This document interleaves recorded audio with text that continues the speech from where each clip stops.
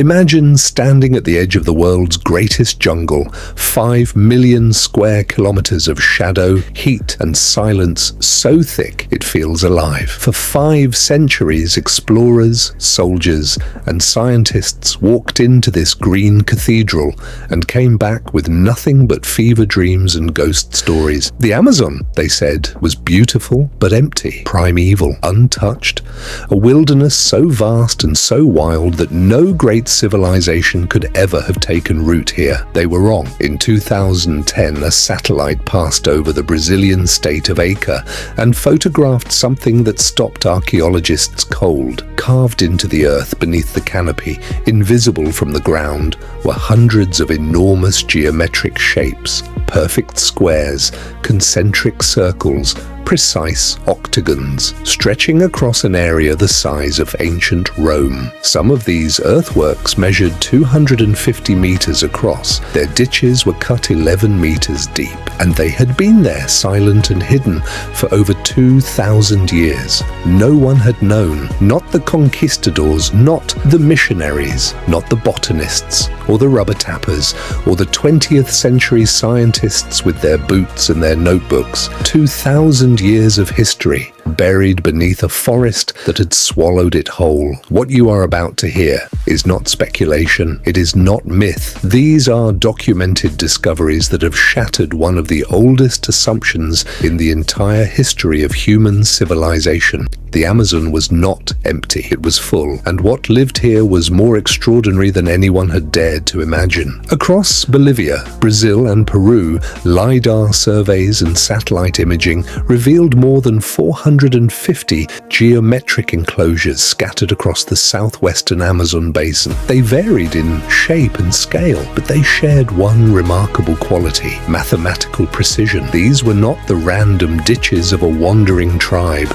They required planning. They required labor organized on a monumental scale. They required a society with leadership, with engineering knowledge, with a vision that extended beyond the needs of a single generation. Whoever built them moved millions of tons of earth with nothing more than wooden tools and collective will. But who were they? That question leads us deeper into the soil itself. In the region around the Brazilian city of Santarém, there exists a substance that should not exist. It is called terra preta, dark earth. The natural soil of the Amazon is thin, acidic, and almost nutritionally dead. Centuries of rainfall strip it of minerals the moment they arrive. Terra preta destroys that argument entirely. This dark, rich, almost black soil is saturated with charcoal, bone meal, and organic waste, deliberately engineered. It does not deplete, it regenerates. It contains microbial communities so robust that scientists believe it remains more productive than most modern agricultural soils, even after 2,000 years. Patches of terra preta stretch for hundreds of hectares. Some deposits run 2 meters deep. This was not accident or lucky geology. This was intentional terraforming. The people of the pre-Columbian Amazon were not hunting and gathering through the trees. They were farming on a scale that rivals anything in the ancient world. If you are finding this as astonishing as we do, hit that subscribe button, because the story is only getting stranger and more extraordinary from here. In the upper Xingu region of central Brazil, buried beneath centuries of forest growth, archaeologists have uncovered something they have named the Garden Cities of the Amazon. These were not the primitive villages of colonial imagination. They were urban clusters, networks of interconnected settlements linked by wide roads. Each cluster contained multiple villages. Some of those villages were substantial enough to hold populations in the thousands. Taken together, the Upper Xingu network may have supported somewhere between 50,000 and 1 million people at its height. These settlements followed a consistent urban plan: a central plaza, radiating roads, peripheral villages connected by causeways wide enough for wagons. The roads did not meander, they ran straight, sometimes for kilometers, through forest and wetland alike. They connected communities the way a modern highway system connects cities, enabling trade, communication, and the movement of people and goods across vast distances. This was was not wilderness. This was infrastructure. And then there are the rivers, the distribution of species, useful plants, fruit trees, medicinal herbs, does not match what random nature would predict. It matches human preference. Entire stretches of Amazonian forest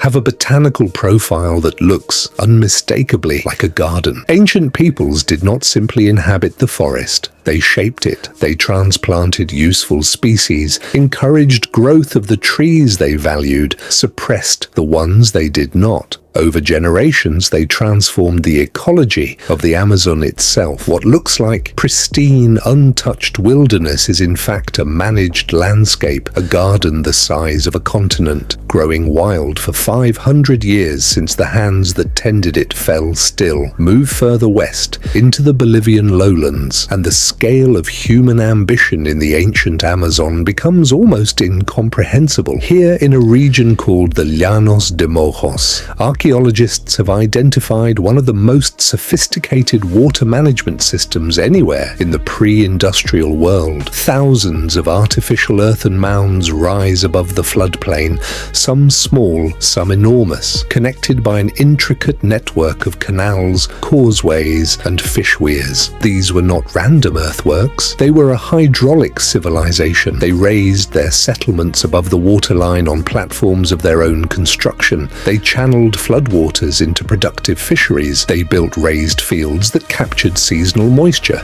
and released it slowly during dry months, making agriculture viable in an environment that should have made it nearly impossible. The system they created fed hundreds of thousands of people for centuries, and when European disease swept through the Amazon, the engineers who maintained it died. The mounds remained, the canals silted over, and for 400 years no one understood what they were looking at. That erasure, the catastrophic collapse of Amazonian civilization in the wake of European contact, is itself one of the most significant and least told stories in human history. When the first Spanish expeditions descended the river in the 1540s, the chronicler Gaspar de Carvajal described a river flanked by endless towns, their banks crowded with people. He described roads, orchards, and settlements that stretched for kilometers without interruption. He was disbelieved. For centuries, scholars dismissed his account as fantasy, exaggeration,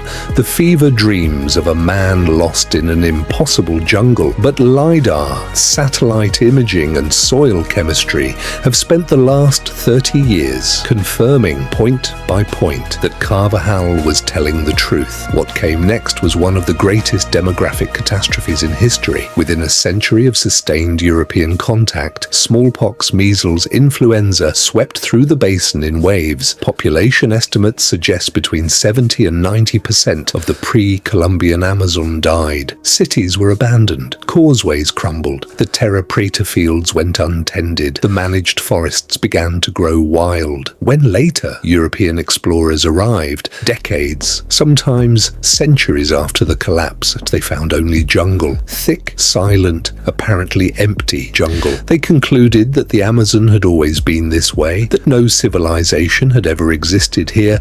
They were not lying. They simply had no way to know what they were standing on top of. In the Peruvian Amazon, deep in the forested interior, there is a site that even today is not fully understood. Stone platforms carefully aligned with astronomical events, carved figures that echo iconographic traditions from Tiwanaku and the Inca Empire, trade goods, obsidian, ceramics, worked metal that have no local origin and must have traveled hundreds of kilometers through jungle to arrive here. This was not an isolated outpost. It was a node in a network, evidence of trade, contact, and cultural exchange between the great highland civilizations and the peoples of the Amazonian interior. The mountains and the jungle, long imagined as separate worlds, were in fact in conversation. Their peoples knew each other, traded with each other, perhaps worshipped versions of the same gods. The rigid boundary that modern scholarship drew between Andean and Amazonian prehistory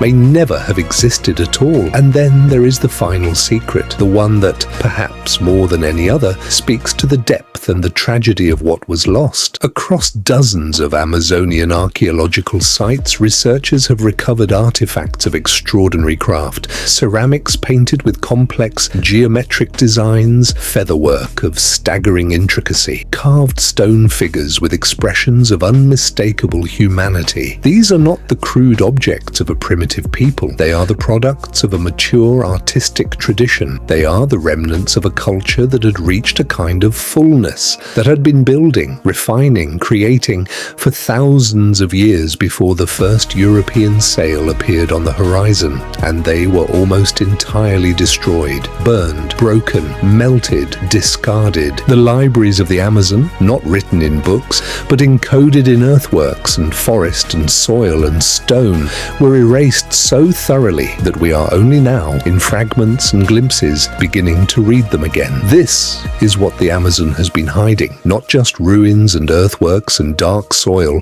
but an entire chapter of human civilization, complex, sophisticated, creative, and vast, that 5 centuries of assumption buried more effectively than any jungle could. Every time LiDAR pulses through the canopy and returns an image of a road or a plaza or a ditch cut with mathematical precision, it is not just making a discovery, it is making a correction. It is restoring something to the human story that was stolen from it. The Amazon is not empty. It never was. And the deeper we look, the more extraordinary it becomes. If this story moved you, share it. Because the people who built these cities deserve to be remembered. Like this video, subscribe, and tell us what discovery surprised you most.